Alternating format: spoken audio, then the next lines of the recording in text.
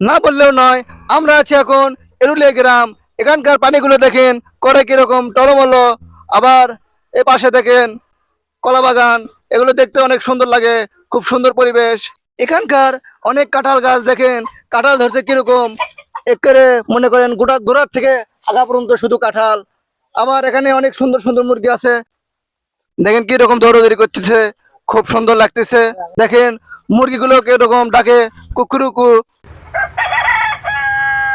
আবার আমাদের পাশে আছে বিমানবন্দর, যেটা ছোটবেলা থেকে শুনে আসতেছি যে এটা আন্তর্জাতিক বিমানবন্দর হবে, কিন্তু তার কোনো বাস্তবায়ন নেই। তবে এবার বিএনপি সরকার আসছে, এবার মনে হয় ইনশাল্লাহ বাস্তবায়ন হয়ে যাবে। তারপরে এখানে দেখেন আরেকটা কত সুন্দর পুকুর। আবার এই পুকুর পার হলে ওই যে ওই পাশে দেখা যায় বিমানবন্দর।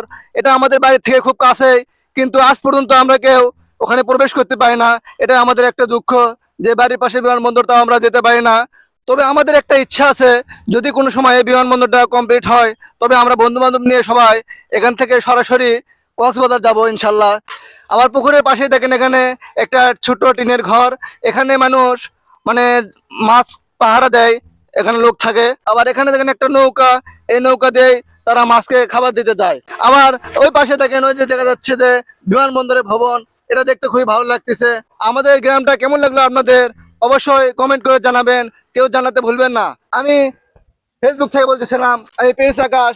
আপনাদের জানাই ধন্যবাদ। ও সরি সরি, ধন্যবাদ ধন্যবাদ। ভালো থাকবেন সবাই।